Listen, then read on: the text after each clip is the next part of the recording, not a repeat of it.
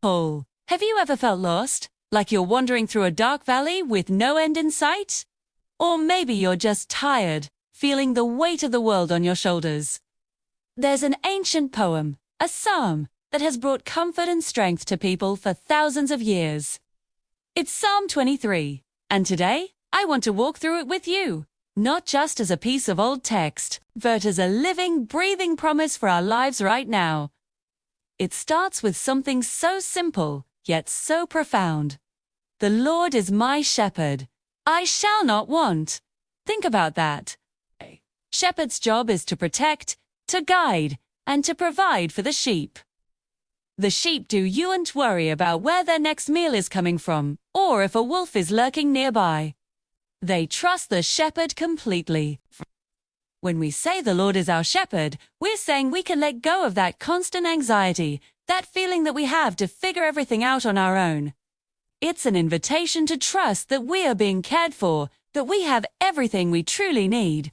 It doesn't mean we'll get everything we want, but our essential needs, our spiritual nourishment, will be met. Then it says, He makes me lie down in green pastures. He leads me beside still waters. He restores my soul. Picture this scene. Green pastures aren't just for food. They are places of rest, peace, and abundance. Still waters aren't rushing, chaotic rapids. They are calm, quiet, and refreshing. 2.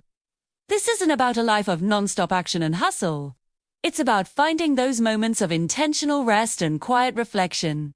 Our souls get battered and bruised by life, right? They get tired. This is a promise of restoration, of having our inner strength and spirit renewed. It's a reminder that it's okay, and even necessary, to stop, to breathe, and to let our souls heal. The psalm continues, He leads me in paths of righteousness for His name's sake.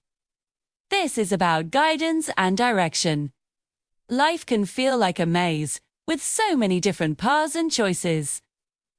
Which way should we go? What's the right decision? This line tells us that we have a guide who knows the way. He leads us on the right paths, not just any path. These are paths that lead to a life of purpose and integrity. And He does it for His name's sake, which means it's part of His very character to be a faithful and true guide.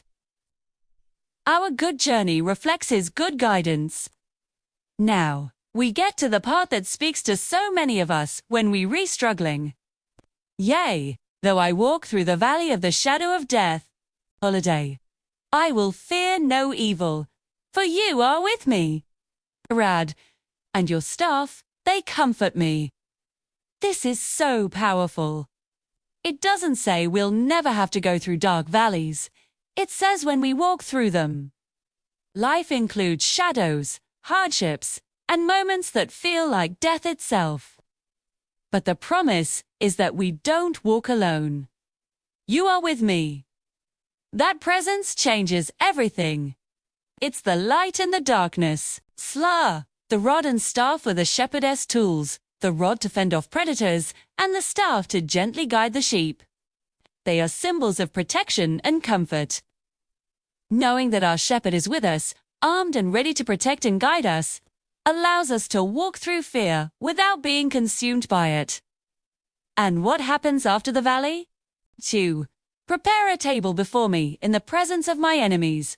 This is an amazing image of victory and vindication. Imagine being in a difficult situation, surrounded by opposition or negativity your enemies. And right there, in the middle of it all, God sets up a feast for you. It's a public declaration of His favor and provision for you. It's a way of saying, this one is with me. He honors you, even when others don't. He anoints your head with oil, a symbol of blessing and being set apart. Your cup runs over not just full, but overflowing with blessings. This isn't a picture of scarcity, but of extravagant abundance. Finally, the psalm ends with a beautiful promise for the future. Surely, goodness and mercy shall follow me all the days of my life, and I will dwell in the house of the Lord forever. Goodness and mercy aren't just things we hope for.